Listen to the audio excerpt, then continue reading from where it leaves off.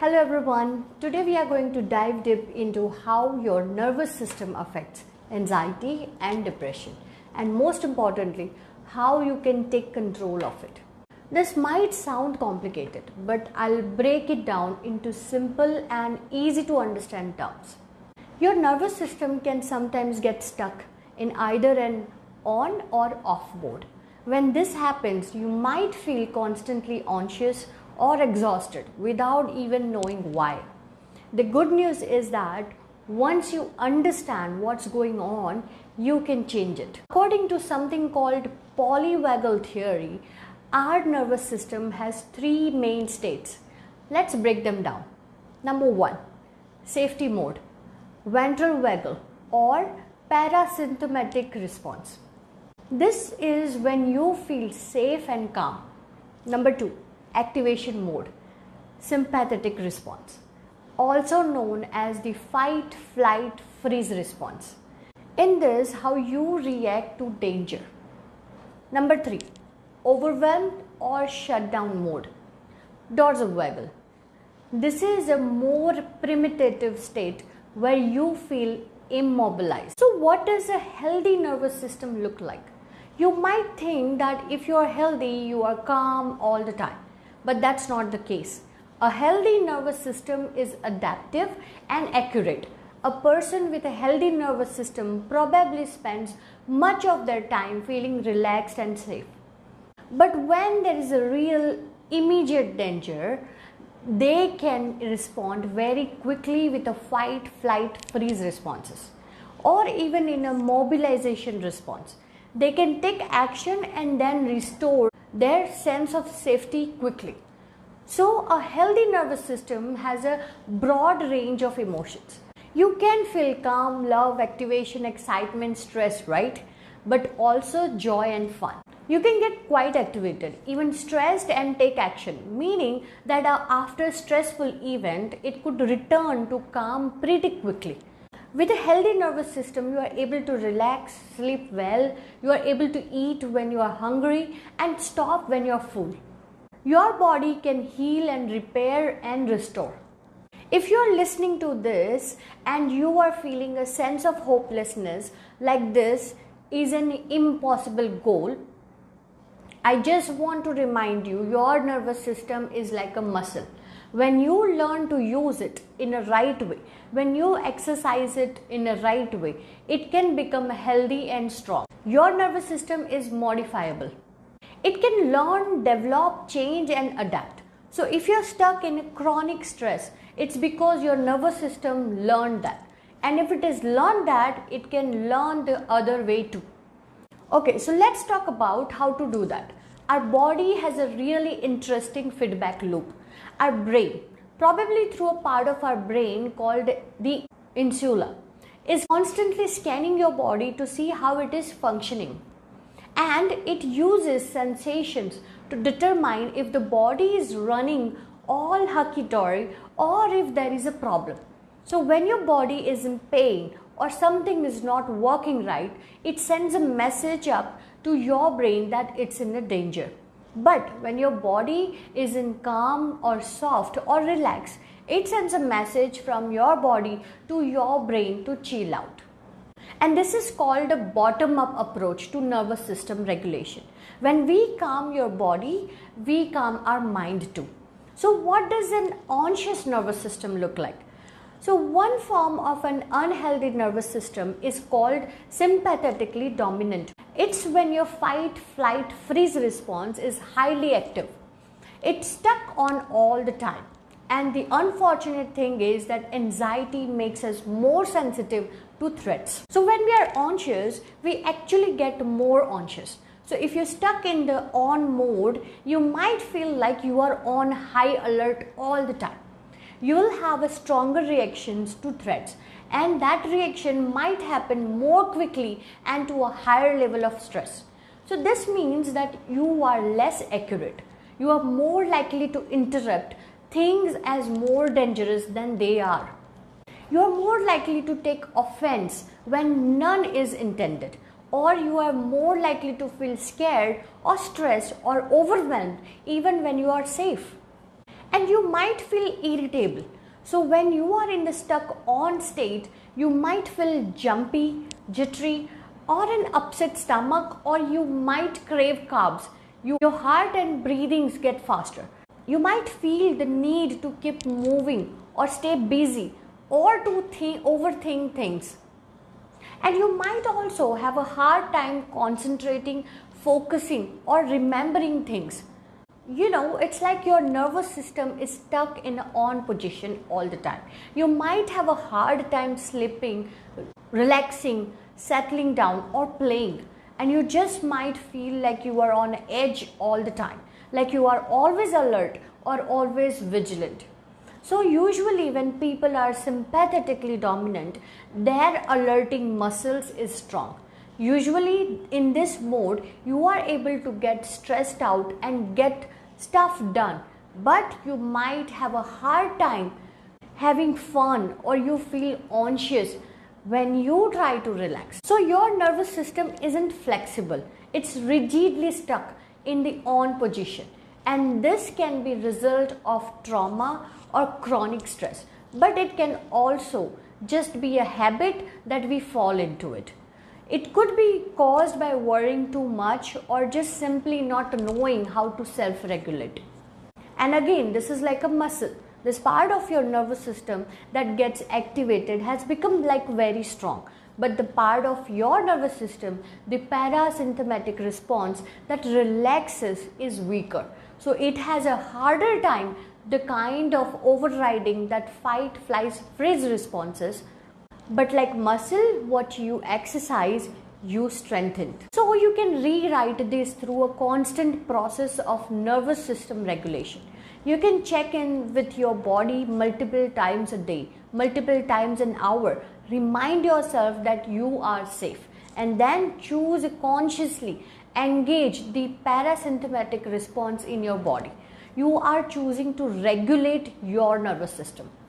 And it might be through sometime like a slow breathe or softening your gaze or whatever your favorite grounding skill is.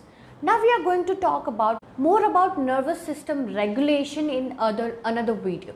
But the main idea is when you are stuck in an on state, we have a hard time turning on that parasympathetic response.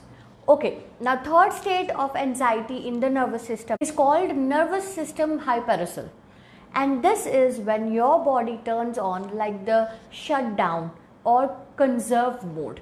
It's when you are overwhelmed. So when you experience a threat, what was too big or too much or too fast or too long, or you have done it without support or resources, when you are isolated and ashamed, your body might go into this proactive mode called shutdown mode. And again, this isn't your body out to get you. You aren't broken. The state is actually a survival response. It's an attempt to conserve energy, to avoid enemy or stay hidden. This can be really functional in the short term. But when you get stuck in this mode, it's essentially a trauma response. Now, just to be clear, getting stuck on the hyperarousal mode is also could be a trauma response. But when we are stuck off, this can happen if you experience a huge tragedy, or even simply if you are just worn down by chronic stress. In a huge event, shutting down is the last survival response. And with chronic stress, you just get depleted. Like stress uses up energy, resources, nutrients. You spend a lot of time running and not enough time repairing and healing and resting. So your body gets worn down. So whether it's a short intense event or a chronic stress, nervous system hyperarousal can look like burnout or depression. You may feel sluggish, tired, frozen, numb. You might have a slow metabolism, slow heart rate, breathing, low energy, and low motivation. I mean, why try if everything is impossible or awful, right? You might have a hard time feeling pleasure or excitement. There is a cognitive symptoms too. So hyperarousal impairs creativity. People describe like a brain fog. It's slow thinking, it seems to impair memory and concentration. And it slows to contribute to poor problem solving and difficulty initiating and completing tasks, and also contributes to procrastinations. This state of nervous system, does that sound like burnout to you? Does it sound like a depression to you? Like, it's crazy to me that no one is talking about the nervous system aspect of this condition. Chronic stress or severe stress or trauma can lead to this physical symptoms of hyperarousal. If you are in this stuck off state, you might also experience like social withdrawal, decreased sexual desire, a lack of interest in hobbies or activities that you used to enjoy. Now, sometimes this does look like this quick burst of energy or extraction, like you sprint and get something done, like panicking action, and then you collapse into exhaustion.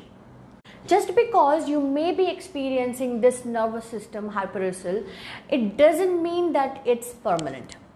You can retain your nervous system. Treatment for this state, I think, requires 3 steps. And the first one is self-care, to restore physical resources or getting safe in the first place, right?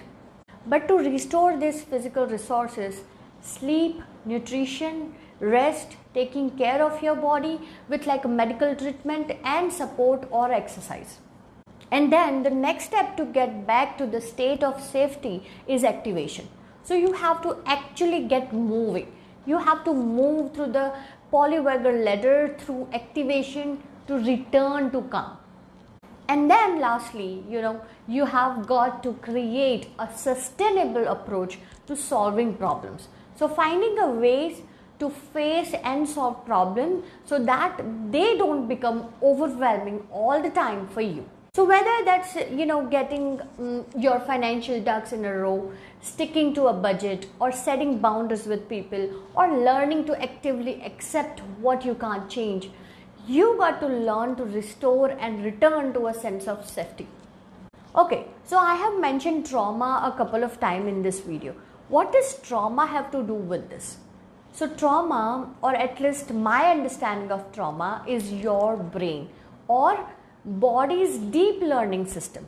When you experience an extremely painful or dangerous or threatening event or a chronic stressor for years, anything that overwhelms your ability to respond, trauma is your nervous system's subconscious way to record those circumstances and experiences and create quick reactions. Imagine you are in a car accident. It's a sunny day, you hear screeching tires, and then you feel crash. Your nervous system remembers the sunshine, the sound of tires, and the crash as the sign of danger. Later, when you are at home, you might hear tires screeching, seize a sunny day, or feel a sudden bump.